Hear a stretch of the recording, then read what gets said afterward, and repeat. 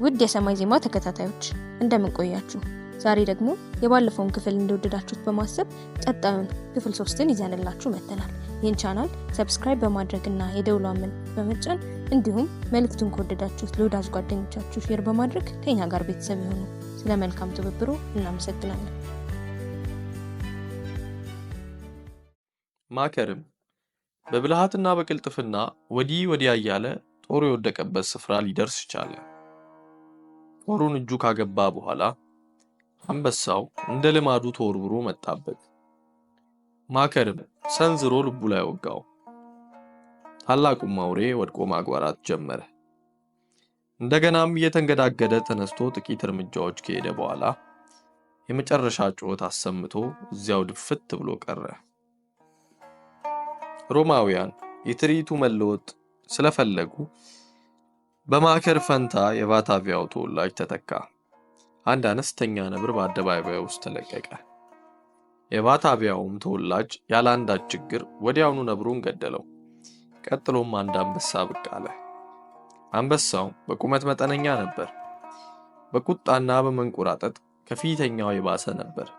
የቫታቪያው ተወላጅ ከአንበሳው ጋር በመዋጋት ያሳየው ቅልጥፍና ከማከር ያነሰ መሆኑ በግልጽ ይታይ ነበር። ግብ ግብ እንደገጠሙ አንበሳው ቆሰለ። ደሙን እያዝረከረከ ቢወረወር የቫታቪያው ተወላጅ መዳፉ ውስጥ ሊያስገባው ቻለ። በእነዚያ ሁሉ ተመልካቾች ፊት ሰውነቱን እንደ አሮጌ ጨርቅ ብጭቅጭቅ አድርጎ ጣለው። በኋላም ማከር መጥቶ አንበሳውን በቀላሉ ገደለው።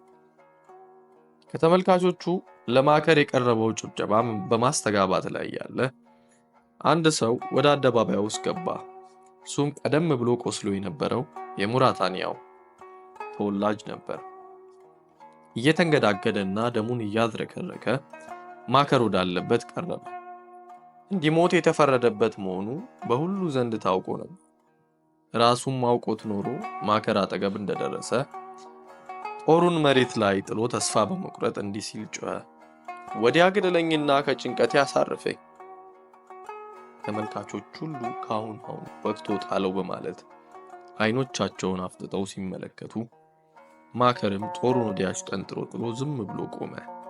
ተመልካቾቹ አይናቸውን ማመን አቃታቸው። የበለጠ መገረምም ያዛቸው።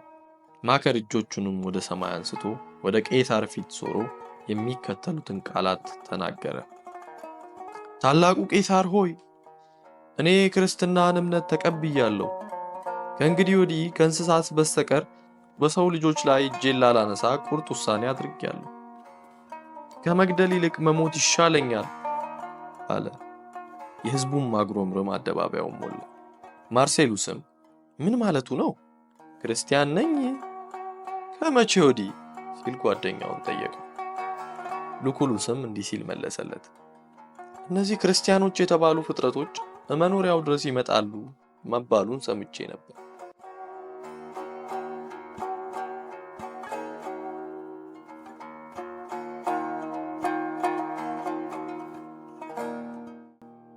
አስጸያፊ የሆነ ማህበራቸው ሳይገባ አይቀርም።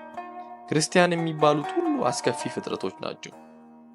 ማከርም እንዳንዳቸው ሳይሆን አልቀረም። ከመዋጋት ታዲያ መሞትን ይመርጣል እንዴ? ክርስትና የተባለ እብደት የያዘ ሁሉ እንደዚሁ ነው። ተመልካቾቹ መንጎራጠጥ ጀመሩ። በመደነቅ ፈንታ ንዴት ያዛቸው። አንድ ተራ ተዋጊ እንዲያድርጎ ሊደፍራቸው መቻሉ ቁጣቸውን እያጋለው ሄደ። ሰራተኞችም ከዚህም ከዚያም ብቅ አሉ።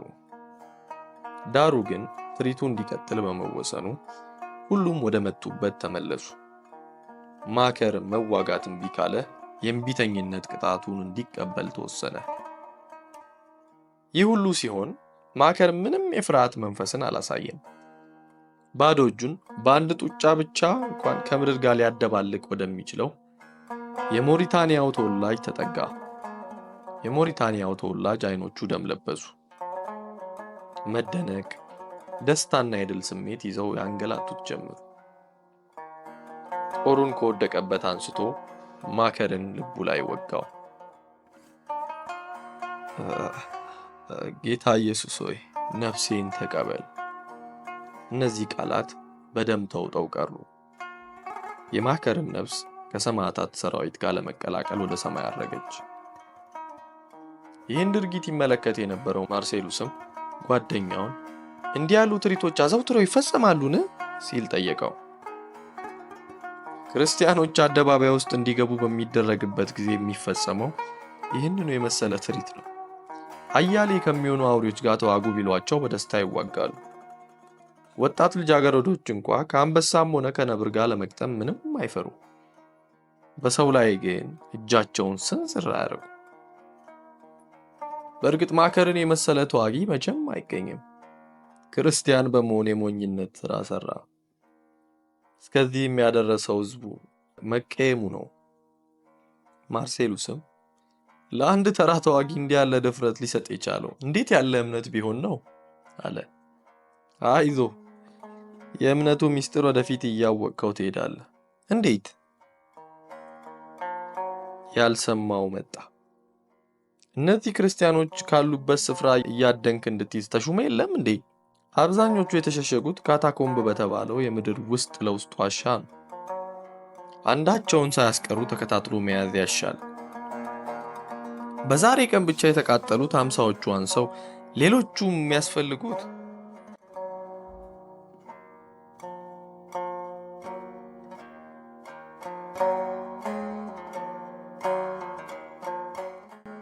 ባለፈው ሳምንት 100 የሚሆኑ አንገታቸው እንደተቀላ አልሰማህም? ገና ምኑ ተይዞ ከተማውን የሞሉት እነርሱ ብቻ ናቸው። ቄሳሩ የቀደመውን እምነት የጥንት ስፍራውን እንዲይዝ ወስኗል። የሀገራችን መቅሰፍቶች ስለሆኑ ድራሻቸው እንዲጠፋ ማድረግ ያስፈልጋል። ይህንንም ወደፊት ትረዳዋለህ። ማርሴሉስም የጓደኛውን ንግግር በትህትና ካዳመጠ በኋላ እንዲህ አለ። እንደምታውቀው በሮም ውስጥ ብዙ ጊዜ አልቆየውም።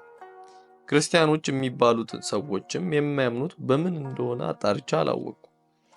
እስካሁን ስለ እነርሱ የሰማሁት ወንጀለኞችና ሀገር አጥፊዎች መሆናቸውን ብቻ ነው። አንተ እንደምትለው ከሆነ በሚገባ ላውቃቸው እድል ይገጥመኝ ይሆናል። ወዲያው አንድ አዲስ ትርኢት በመጀመሩ የሁለቱ ጓደኛሞች ንግግር ተቋረጠ።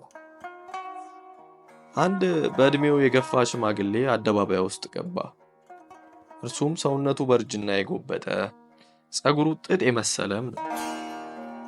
የእርሱ መታየት በተመልካቾች ዘንድ የንቀትና የማሾፍ ውካታን ፈጠረ። አዛውንትነቱ ምንም ሊያሳፍራቸው አልቻለም።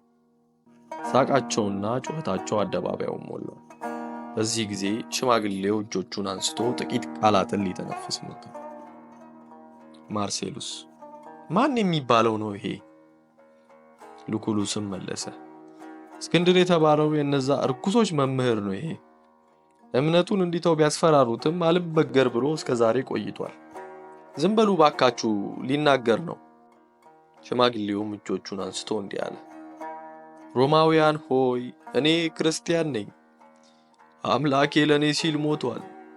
እኔም ለአምላኬ ስል ሕይወቴን በደስታ አሳልፌ እሰጣለሁ። የሽማግሌው ቃላት በሕዝቡ ውካታና ጩኸት ተውጠው ቀሩ።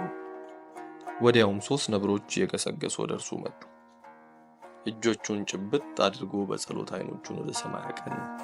አውሬዎቹም ወዲያው ቦጫጭቀው ጣሉት።